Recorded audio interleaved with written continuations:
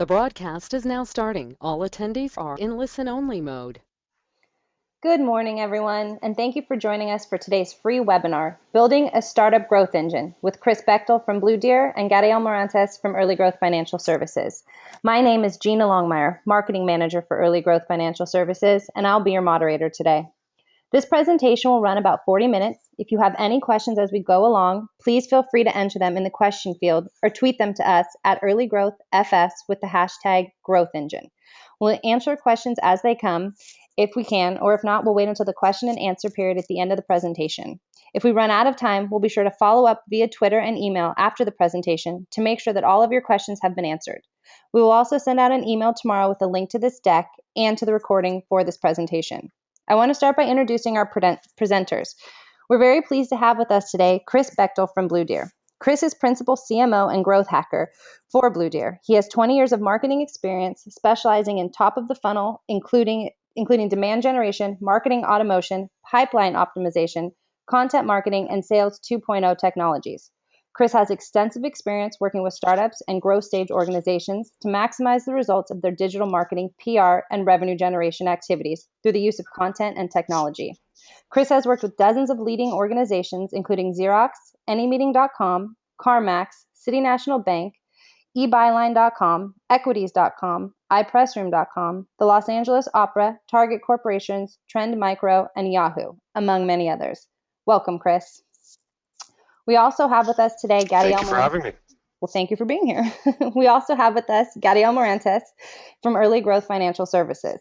Gadiel is an accomplished executive with 15 plus years of sales, marketing, operating experience. His vast experience, both as an entrepreneur and working with entrepreneurs, has given him great insight into what it takes to forge strong partnerships and build successful companies.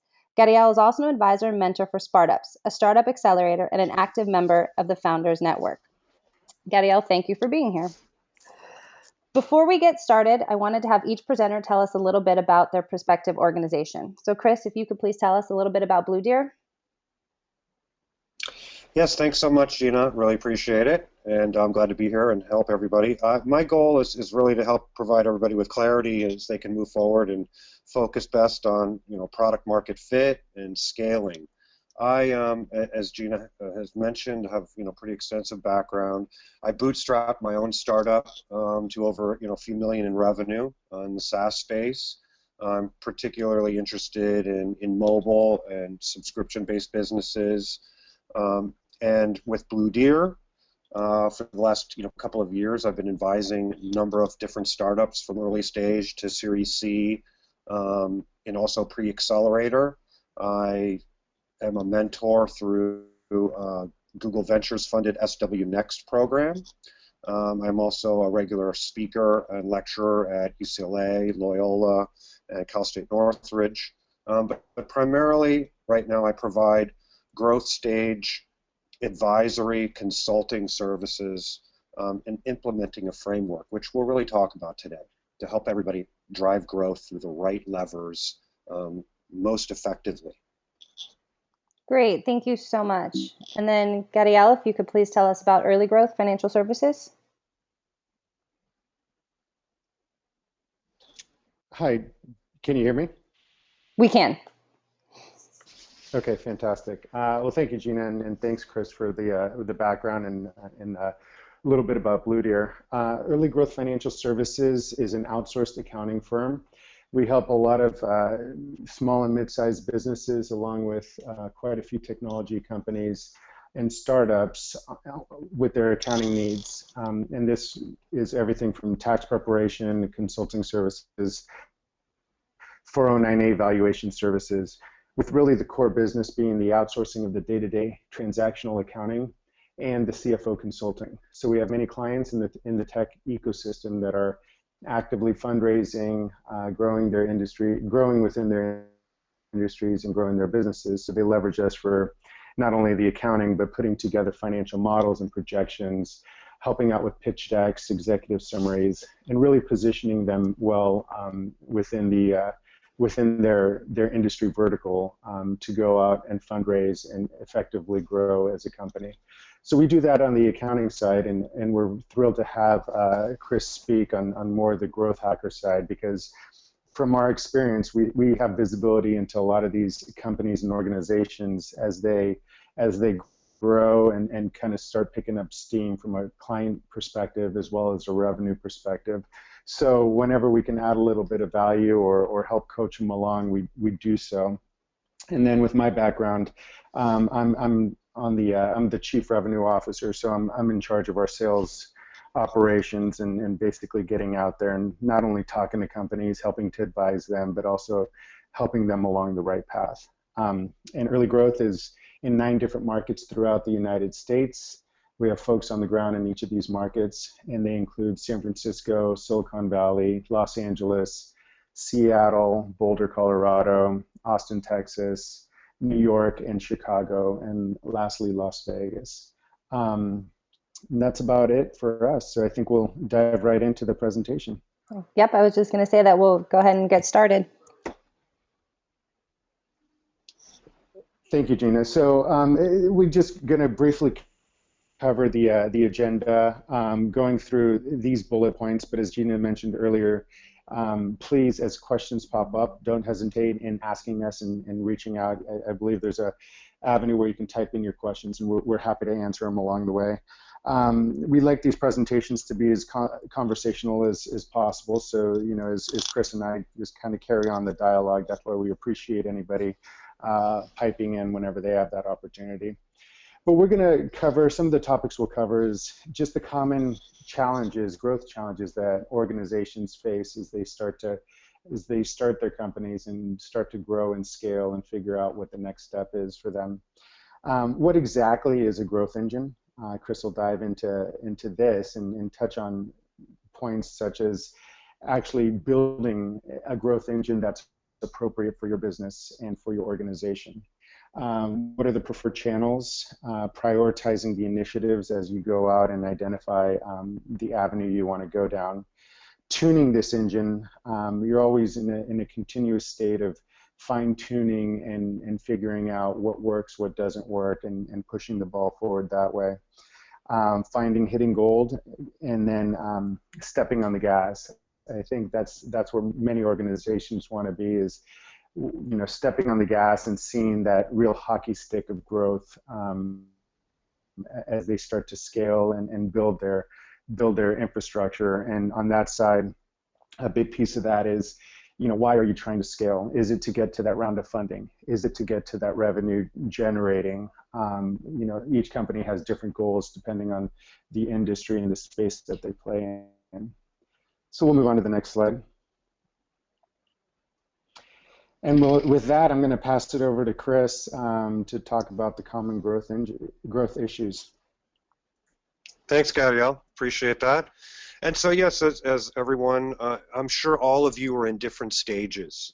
And again, as Gabrielle mentioned, we see some common issues across the organizations, whether you're, super early stage, looking to get traction, whether you found product market fit, and now you're really looking to scale. Typically there's a number of, issues impeding growth. And often it's just, maybe you're head down in build mode, right? You've just been in product, and you haven't really focused a lot on, on the marketing and really how to grow. Maybe often, what I see a lot in marketing and growth is that it's sort of an unfocused or just an ad hoc approach where it's just like, well, let's just do one campaign, or you try one thing and maybe it doesn't have the results that you were looking for, and then you kind of abandon and go to something different. Oftentimes, again, in a startup, everybody's wearing multiple hats. And so oftentimes you may have people that, play one role, but they also have to play the role of growth or marketing. And so maybe it's not necessarily a core skill set. So, you're struggling with bandwidth. Again, startups it's all about managing cash, right? And time. So cash is tight and time is tight. So you may have under resources and time. Again, junior, undertrained team. I find that there's a lot of, fantastic people, and I really look in startups to find people with the right attitudes that are willing to learn and dig in and do whatever it takes, but they may just not have the experience, They may not have, seen what works and what hasn't. So they just need some mentoring. And again, maybe because of budget or what have you, you're not ready to hire a senior executive team. You don't need a CMO yet, but you still need that insight, that level of expertise. Maybe you're further along, and maybe you've pivoted, or maybe you've been around for a period of time, and you're not looking at hockey stick growth. Sales have flattened out, or maybe the sales cycles are just too darn long. Maybe you've missed some forecasts, and investors are starting to guess, ask questions. And sometimes maybe there's not necessarily a clear plan.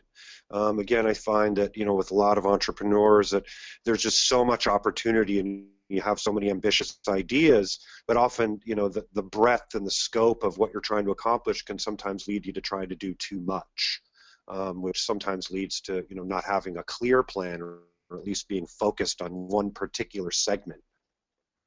And, in often case also, you're still trying to figure out what that process is. And that's one of the most, I think, exciting and challenging things in a startup is both kind of creating a process and putting a process in place, but it means that there isn't one. And you often have to figure that out and figure out what are the right tools, what's the right, marketing and analytical infrastructure that meets, both your budget as well as is the best tool out there. There's a lot of new tools being developed, every day.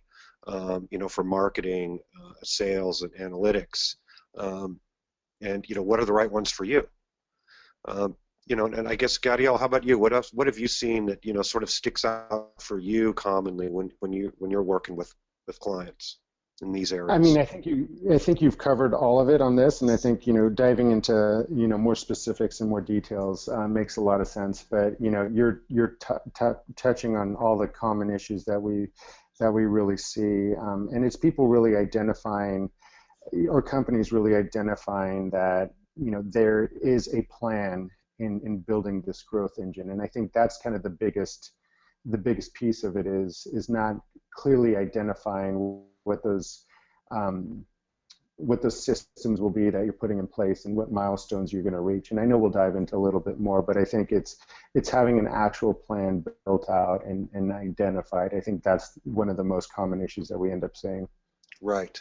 And so we can move to the next slide here, Gina. And I think that's kind of the big one that I find is that, it's about clarity and resources. And I find that, in a startup, we don't have a lot of time to waste, and we can waste a lot of time, trying to get clarity, right? And so I think that the team, the more focused you are, and the more you have clarity and the proper resources, whether it be budget, time, tools, the more effective you're going to be.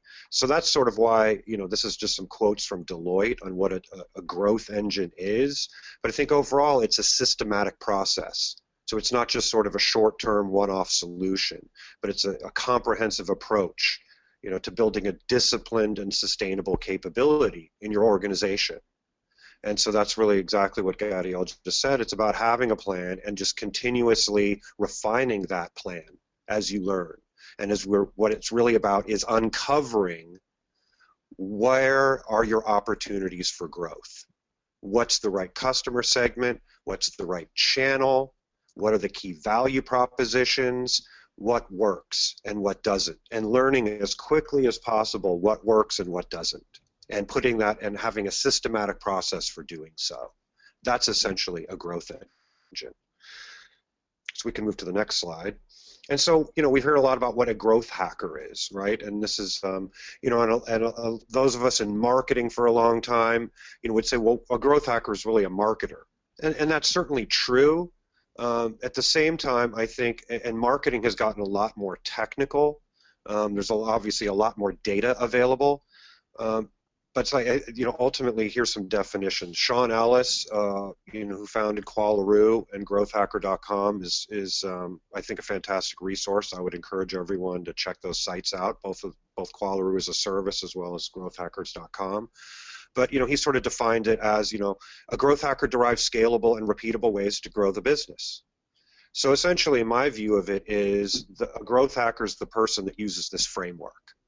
And that's somebody that combines the elements of marketing and market research along with technology to provide solutions.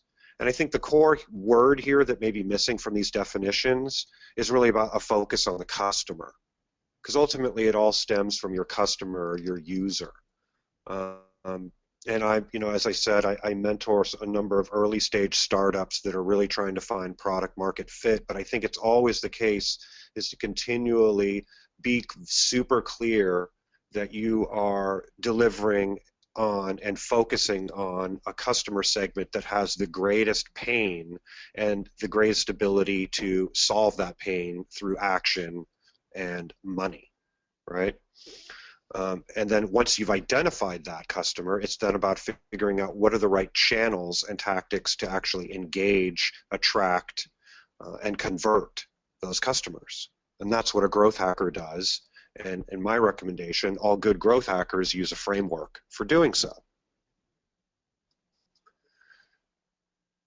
So I think that really kind of requires a shift in thinking.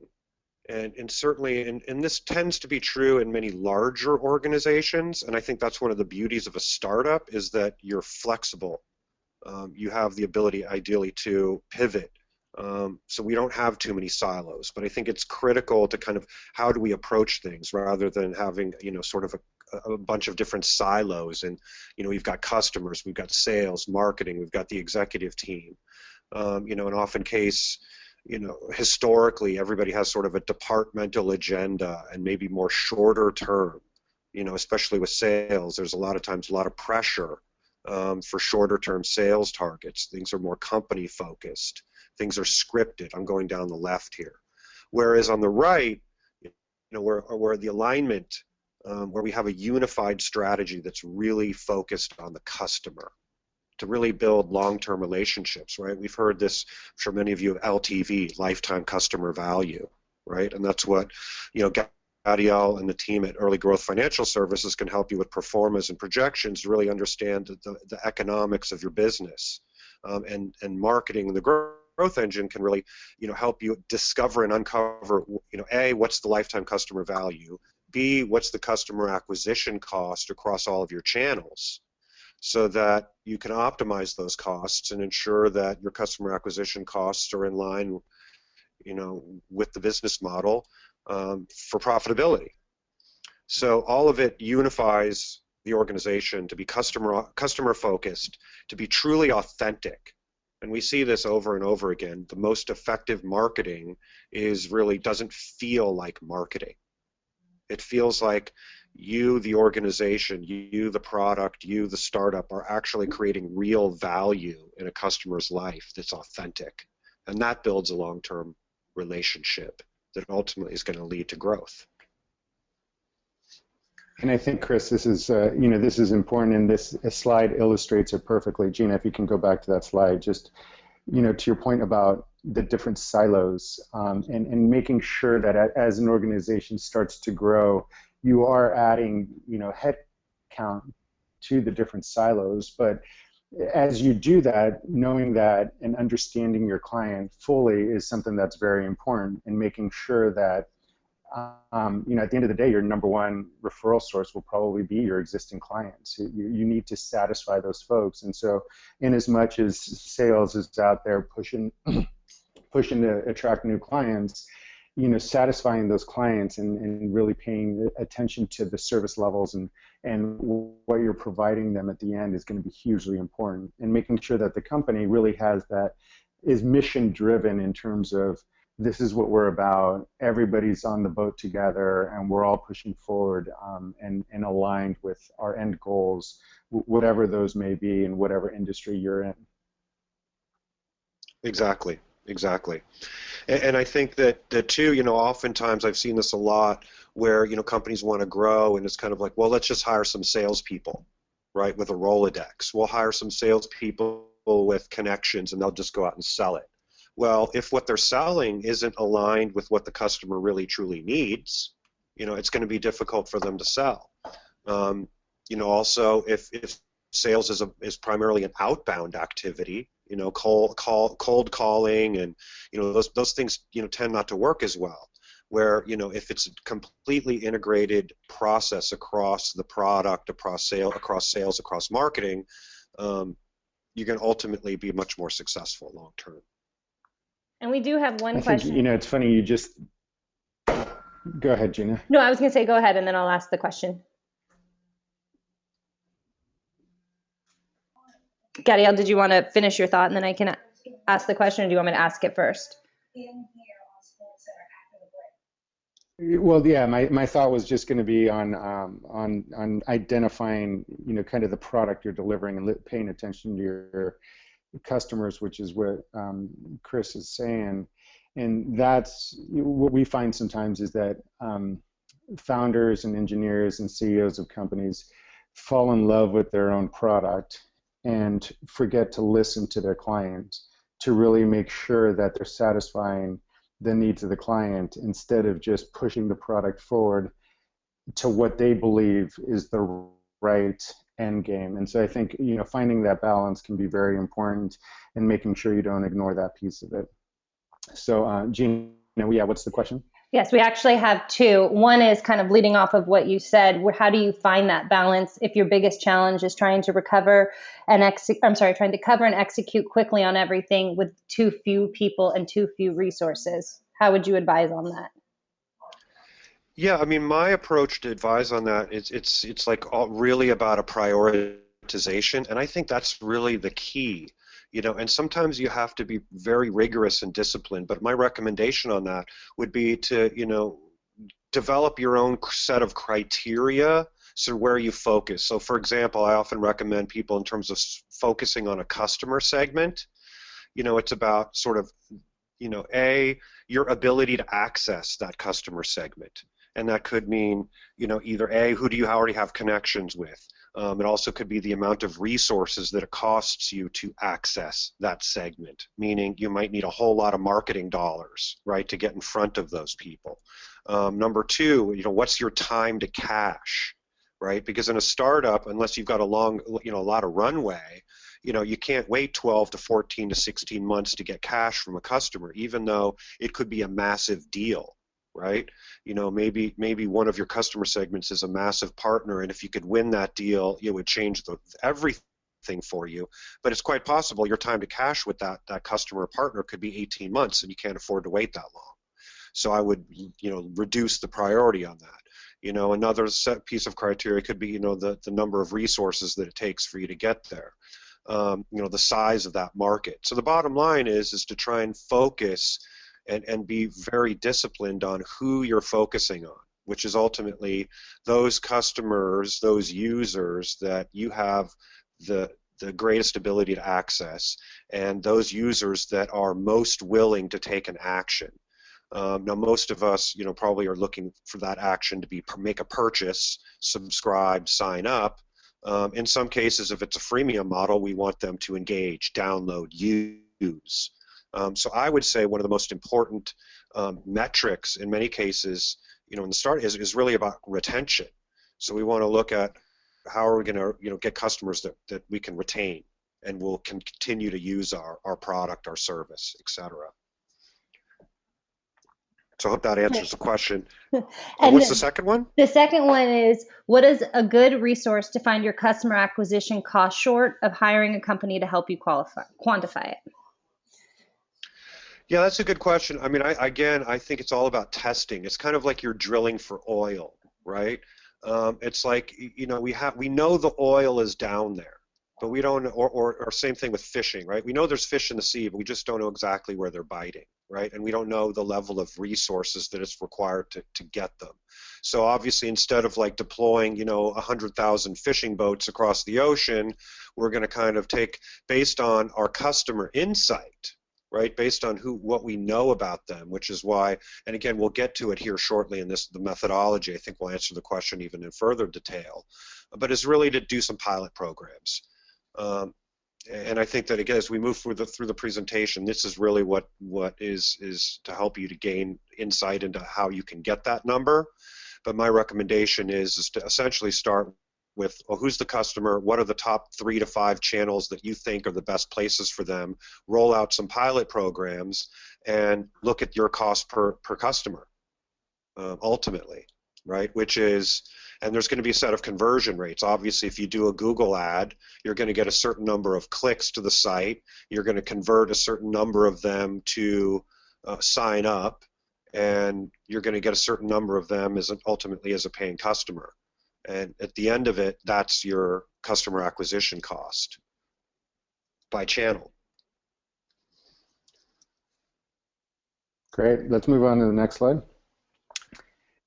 So yeah, so this is obviously, again, as we talked about it, this slide actually comes from, really sort of the lean startup.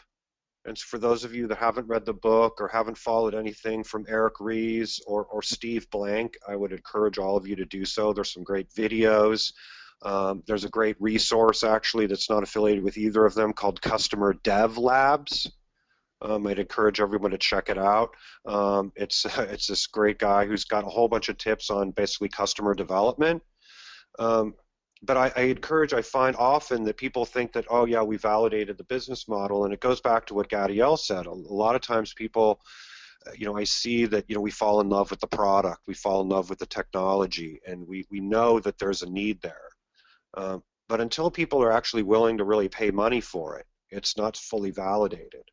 And so I think there's always an opportunity for a pivot. And if you think about it, like some of the biggest, most well-known startups we've seen, Twitter in particular, came from a pivot. It was an accidental discovery in some cases. So, again, I would encourage everyone to be super clear that and maybe even more focused. Perhaps you validated a component of your business model, but maybe you're also trying to touch customer segments that you haven't yet validated, and meaning gotten them to pay, to demonstrate that they're truly interested in taking an action.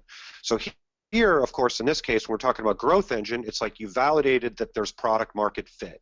People have a compelling need, and they're willing to take a significant action. That means either downloading an app and using it, or signing up, paying, and subscribing, right? Now, in this growth engine stage, it's really about, rather than a search for a customer, it's about a search for the right channel in which to acquire them. So that's really kind of what this growth engine is focused on, is continually finding, testing new channels and doubling down on the channels that work and dispensing with the ones that don't. And then we also have a question. How does a startup... Couldn't agree more with you, Chris. I think that... Yeah. Sorry, Gina, missed that. What was that? No worries. I was just going to say the question was, how does a startup manage the challenge of generating revenue before they face a cash crunch with the money they've raised? Or in what time frame should a startup be generating enough revenue to at least break even?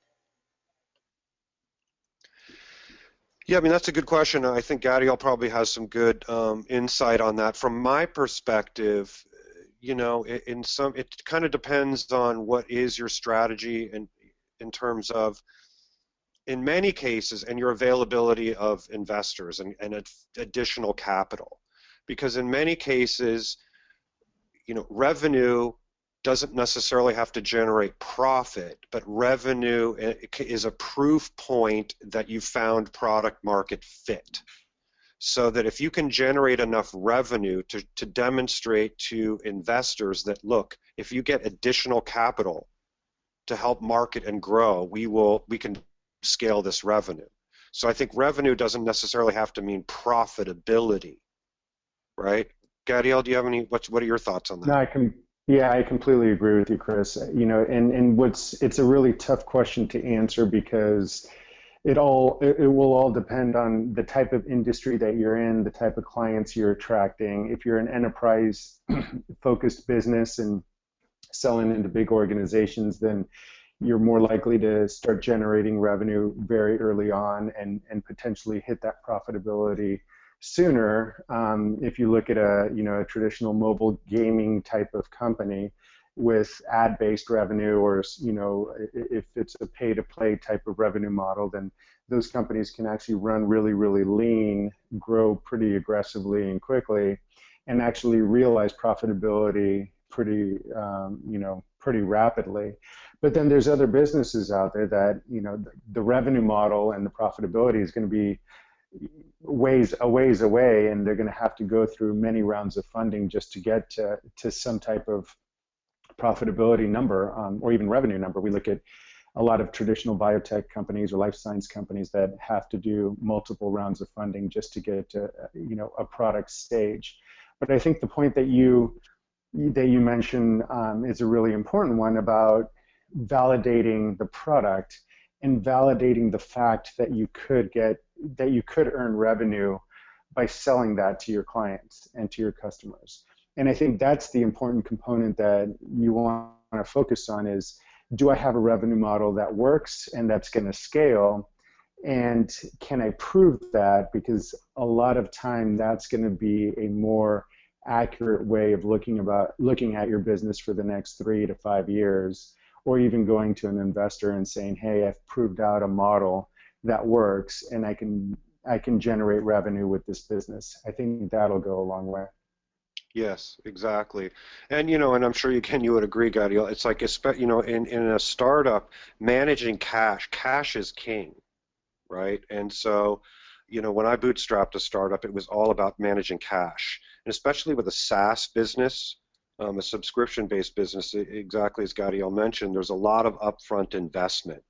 So the profitability, trails the expenses in a sense, right? Because you've got to do a lot of upfront work to build the product, to sell the customer, but then it's a subscription-based business, right? So, each customer becomes more profitable the longer that you have them, right?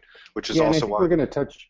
Yeah, and we'll touch on some of this, I think, on the next slide. So we might as well go there, Gina, with, where exactly are you headed in exactly. what, to tie in, to jump down to the revenue piece of it is. Quickly though, sorry, I don't mean to interrupt you. Before you do that, there's one question in response to your last answer to the question. And it says, you mentioned if you do not generate revenue, you may face a cash flow crisis, which will not reflect well with investors for future fundraising. How do you avoid this? Well, it's an interesting question. I mean, I think so there's two things. It depends on, it's really about traction also, right? And traction, and this is kind of, it does allude to this slide. In some sense, you can demonstrate traction without revenue, right? And so if let's say you get, an angel round or a friends and family round or just some seed funding, and you burn through that cash, the goal is to really get to the first milestone, which would be to demonstrate traction. And traction could be demonstrated without revenue. Again, I do believe that if you can show revenue, that it better validates the business model. But you could show traction by downloads, right? And so maybe it's free, maybe it's a freemium model. And so you may not you may not have cash flow in terms of income, but you may be showing traction. And so you may use that initial round of cash to demonstrate traction and to validate the model in that sense, and then be able to go to investors, and they'll understand you're early stage. Of course you got to spend money. But if you spent the money and you are able to show traction, then you'll be able to get additional capital. What do you think, Gadiel? I think that's exactly right. And I think it's, companies are continuously fundraising and figuring out what their next milestone is, and it ties in directly to this slide of your user base, your customers, downloads, subscriptions, contracts, and revenue. And then when we're talking about fundraising, you're actually building in specific fundraising milestones into your plan and presenting those to investors. And so those milestones don't necessarily need to be revenue. A lot of those milestones are customer acquisition. Maybe there is a revenue component to that, but I think that's the challenge with a lot of startups is you can't realistically count on revenue floating you along, depending, again, on your specific business, because a lot of times that's the reason you go out and raise a $5 million round, is because that's going to get you to that point. But really in the early stages, when you're at a angel round or even bootstrapped, it's going to be really hard to rely on revenue to get to profitability to really help, scale the business the way a business truly needs to scale. That's why many of our clients are actively fundraising. But I think the milestone piece of it is key. If you're hitting your milestones, then as an investor, you've proven what you set out to do, so that makes it more likely that I'm willing to invest again. And you always understand that you're looking at a certain runway for your business before you're completely burning out of cash. And so it's always managing the expectations there, and also understanding that you cannot spread yourself too thin. And we're going to talk a little bit more about, picking and choosing what works and what doesn't work, and to the lean startup model, kicking off those things that don't work and just leaving them behind and really focusing on what does, and really having a business that can be very nimble as it starts to grow. Right. And I think, to add to all of that, the other thing is in the lean startup is about this MVP, having a minimum viable product.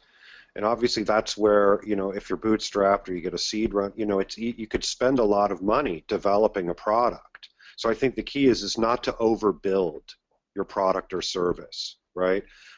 Is to produce the minimum viable product so that you can then validate it. So, that's the whole reason for the lean startup, right, was because, people got, sometimes in many cases very large sums of money and spent a huge amount on the product and discovered that nobody wanted it. Nobody wanted what they had. So I think that's the other answer to managing your cash, is build the minimum viable product that you need to discover, what features people really want and are willing to pay for, right? And maybe manually hack them together in the back end. You can automate something later once you discover people are willing to pay for it or use it. So again, it's all about getting to that next milestone to prove that people are really truly willing to use it and engage with it, and eventually have you can get revenue from it. I think the only caveat to this too is I think it is. So we're saying that you don't need revenue right away, but I think there's also another warning. So a lot of times I've seen, especially with Snapchat and a lot of these, in Instagram's early valuations, where, we get these huge valuations with no revenue. So I certainly think that, while that's possible, again, I think your goal is to have, as Gadiel said, a plan for revenue. You don't need to be getting revenue now, but you need to have a plan for one. Great. So I think we've covered a lot on that slide, right? So who's going to get you there? Focusing on your customer. I think, this is a very important piece of it, at least from what we see, is identifying, first off, identifying who is your client, who will be your customer. And then, Chris, why don't you jump in and talk more about, the focus from a growth hacker's perspective. It's all about the customer and reaching them, right? Exactly, and and we have covered a lot of this in so far in the conversation today. But I think it bears repeating, in that even if you feel like you've already done customer interviews and you've already got some product market fit, it's something that you're continually going to learn more about the customer. And maybe, and from a growth hacker standpoint, it's about what channels do your target customers prefer. I mean, it's just down even into tactically, right? Are they on Facebook or Pinterest or not, right? Are they on Quora? Where are they? And you may have, all of these are assumptions. We have a hunch for where people are, but we need to validate them through real testing. What value propositions work? So you can test that, for example, like with Google PPC ad. Maybe you have a hunch that a particular value proposition, a particular way of speaking to your customer really, really works. And you can use targeting. You could set up, through either Facebook or Google, a specific target demographically, geographically, interests, and do an A/B test to the same group and test one value proposition versus another and see which one generates more interest. And that's yet another data point that's going to help point you in the right direction. And I think so. This sort of Steve Blank quote, he talks a lot about customer interviews, and this is sort of the point that Gadiel brought up earlier, that we fall in love with our product, right? It's easy to sit in our offices and boardrooms and go and be in love with our product, but the facts exist outside the building. When we're talking, our opinions resist within. So we got to look to validate or invalidate our opinions by going outside and doing some testing and figuring these things out. So you know who's going to get you there, and focusing in on the right people. So yeah, you can go ahead to the next slide. And again, we've heard this. This is sort of a new trend in content marketing, right? Is developing a buyer persona, but it's basically just going a little bit deeper into customer segmentation. And again, I think this is sort of something not to do just as a one-off, but to continually refine. Who are your top users, right? What are their use cases? Why are they using it? When do they use it? And you can kind of move to the next slide because it's related. And so there's different attributes of purchase decisions. And again, it's like, what are the goals? There's another whole thought process about ultimately every product is trying to solve a job to be done. And the job to be done is the pain or the problem that the customer is looking to solve. They have a need for one thing or another. And the more you can be focused in on the biggest job that they need done and have an understanding of why they prioritize one thing over another and their personality for that purchase decision, right? Some things that we buy in life are competitive, right? Somebody else got it, so I need to get it too. Sometimes that happens in business to business. Well, that company's using this service, so I better step it up. Some things are more humanistic. We do it because it comes from our heart. Some things is also, and maybe more enterprise software, is a more methodical purchase decision. It's going to take a while. In other cases, it's spontaneous. So the more you have an understanding of what's the psychology behind that purchase decision, then you can use that in your outreach and acquisition and nurturing to get people to buy. And then the final piece is, sort of what are their preferences for information? Because again, as I alluded to earlier, typically, like what I would call interruption marketing, basically direct sales, direct marketing, direct advertising. It doesn't work so well anymore. And it's not to say that sales and email marketing doesn't work, but they usually work as follow-ups, because ultimately most customers are already researching. They're researching a solution before we even talk to them, thanks to the web. So you've got to figure out what's the kind of content that they are your product. Where are they going to consume the education? What types of content and what types of channels? So the more that you can, again, get in touch with that buyer and who they are, the more effective your marketing and acquisition is going to be. And I think just from an accounting perspective, here's where you really talk about the cost of acquisition and how important that is in trying to build a model out for that as you look to, what does the future hold once I've identified who that buyer is and what are their attributes. Exactly, because I think sometimes you can go a lot more granular. Oftentimes I'll hear entrepreneurs talk about, well, yeah, my target audience is males between 18 to 25. Well, that's a pretty broad audience, right? So you might have 4 or 5 segments just within that, whether it's broken down geographically, whether it's broken down by use. So the deeper you can get, and each of those might have a different customer acquisition cost associated with it. So yeah, moving on. So, again, this is some stuff from Eric Ries. There's sort of 4 ways customers. So I was thinking about how customers drive sustainable growth. And this is why I mentioned earlier that I think retention is one of the most critical early stage startup metrics. Because, even in a SaaS business, let's say if you have less than roughly 91% retention, it's going to cost you, you're going to have to replace your entire customer base every year, which is hugely expensive, right? So that's why in a SaaS or a subscription-based business, churn, right, retention, is a super important metric. And which is why, as we all know, just intuitively from our day-to-day experiences, we tend to trust, recommendations from people that we know, which is why this is number 1, right? Customers drive sustainable growth through word of mouth. That's what we want. We want happy customers that will tell their friends.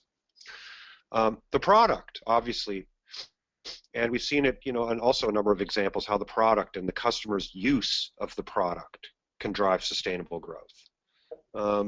There is paid advertising. That's certainly one way to drive growth, and repeat use. So we want to engineer, which is why in the earlier slide where everything, product, marketing, sales, the executive team needs to all be in unison, because we need to figure out ways in which we can make a product that has repeat use. It's not just a one-time use, but something that can be used repeatedly.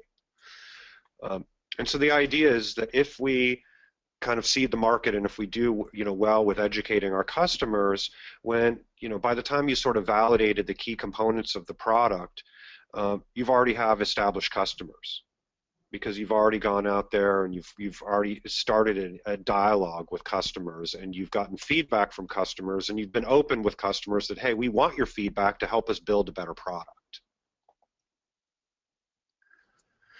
So once we kind of figure that out, it's about figuring out your acquisition channels. And I think about them in terms of paid, owned, and earned media, right? We're all using media, essentially, to acquire customers. And I would say owned, so just for some definitions, owned is really your website, your blog, your social channels, all of the media that you own that has your branding, your channels, right? Earned media would be, anything that, press coverage, blogs writing about you, other influencers, reviews, social media sharing, right? You've earned that. And I think that is truly, really the most valuable, right, as I was speaking to on the previous slide. And then, of course, there is paid, and paid is a component, and is often a component to help juice the growth initially. But I think overall, from my experience, I see, sort of the long-term ROI is the lowest with paid media, and it's also the medium that we, as consumers, tend to trust the least. There's an adage, you're more likely to summit Mount Everest twice than click on a mobile banner ad, right? So it's just kind of the reality, and it's not to say that banner ads in mobile do not have their use. They certainly do, but in the right way, right? Maybe it's for remarketing or retargeting, or maybe the goal is just simply for brand awareness. Now, in the world of a startup, we typically don't have the budget for branding and just awareness. We need action, right? So again, this growth engine is about figuring out what is the right mix of owned, earned, and paid. And typically in an early stage or growth stage, you're going to be focused on owned and earned, and supporting that with paid media to the extent that your budget allows. And on measuring each of these different owned, earned versus paid, I mean, are there different types of measurements that you take into perspective, or how does that work, Chris? Yeah, and that's a great question, Gadiel. And that's, frankly, that is the thing that a lot of organizations do struggle with. And there's a number of tools out there, which is really, it's kind of sort of what we call attribution, right? And that's one of the big challenges is sort of the lead source, or the source of a customer. And there are a number of things that you can do, and certainly Google Analytics is a tool that can be used. Kissmetrics is a tool that can be used. But ultimately, the goal would be, when you plan your test campaigns, is to ensure that you can track, whether it's by having unique URLs, so having parameters on each URL, using coupon codes, doing things so that you can track where that traffic is coming from, and track what happens to those users all the way through the funnel, right? Because we know at the top of the funnel we might got a certain number of visitors to the site, or we might have gotten a certain number of downloads to the mobile app. But we want to be able to ensure what happened once they did download it. Did they activate? Are they using it? Right? Did they purchase? So, cohort analysis, which you can do in Kissmetrics, which allows you to look at how many people did we get signing up this month, and month after month, what percent of those people are continuing to use the product. And ideally, you set it up so that from the beginning you can track the journey of those customers and users through the funnel. so that at the end of the day, you can say, we spent X dollars on PR, and we were able, as a result, to get Y number of customers, and therefore that's our customer acquisition cost. So we spent $10,000 on PR, and we saw that we got traffic from the, the press coverage that we got. And there are some challenges. Again, with marketing and analytics, you get a lot. It's, unfortunately, usually nothing is black and white. There's some gray area that you have to fill in. But the idea is that you're able to track where those customers came from, and that's what your customer acquisition cost is by channel. Great. So Chris, we're coming up on a little over 6 minutes of time, so we're going to have to kind of blow through some of these slides. Yep. So jumping into typical acquisition channels, I mean, I think you've kind of touched on all the different avenues kind of, that you can leverage, and, the beauty is that everybody will get these slides as we move forward. Exactly. Kick into the next slide, Gina? Yep. So if you want to just touch a little bit on reviewing the acquisition channels, as we saw in the previous slides, there's a bunch of different ways that you can go about it, but maybe focusing a little bit on kind of these circles of where the influences are. And yeah, exactly. And I think the key takeaway for these two slides is kind of what I've already alluded to previously, is just to really get in the head of the customer or the user that you're targeting, and what channels, based on your knowledge of the customer, do you think are most appropriate, and put some test pilot programs in place and see what the results are. That's really what the takeaway is. And then the takeaway on this slide is that ideally you want to surround the customer, because it takes multiple touch points. Usually we need to be touched, a handful of times, 3 to 5 times, to really be influenced, and for us as a consumer of information, for that to sink in. So you're going to need to use multiple channels to have results. So that's sort of what this slide is trying to show you. You want to be visible in search. You might need to do some email. You might need direct sales. And there's different roles that each of those channels can play. Some of it's going to be more top of the funnel, where it's going to be attraction. Some of it's going to be more on the nurturing side. But you basically have to find what's the right fit for your particular product and your particular customer segment. And I think, the one point from our perspective is identifying a channel. These channels can be different price points, and you're going to have to analyze your budget and really figure out where am I going to spend my money and get the biggest ROI. I think that's another important component of kind of identifying this. Exactly. And I think the next slide is just further to that point, Gadiel. So Gina, move to the next slide here. I think, so this is sort of looking at your channels. Now, this is a screenshot from Google Analytics, but you can use any tool. You can put goals, like a goal value into it. So again, you can see what's the traffic you're getting, how many goal completions, and what was the revenue or the value. Even if you're not collecting revenue today, what's the revenue, and this might be the LTV. So if you got somebody that signed up or downloaded, each download is worth something to you. And then I think moving to the next slide quickly. Okay, so these are looking for engines of growth. But the one thing I did want to address is, previous to Gadiel's comment, is exactly, that's the idea, is looking at your channels and what is the cost for each channel. And really it's about a priority. So you may not have the budget to target, 15 different channels. You may only have the budget to go after 3 to start. So it's really about looking at the audience, looking at the channel, and prioritizing it, testing it, and see which works. Here, this is just, again, thinking about just what engines of growth. How can you make your product or service sticky? How can you make it viral, right? How can a paid component help you to grow? So just sort of continuous thinking there. Let's move quickly to the next slide. So this is also about the funnel, as I've been talking about, and I think there's some funnel examples. So we can move, and I'll kind of address the bullets on this slide as we move to the next funnel. So we've all kind of seen funnels where, you've got different stages, right? This is just one example. There's a lot of great different ways to think about it. Dave McClure of 500 Startups has a great deck I'd encourage everyone to check out. I think it's called Startup Metrics for Pirates.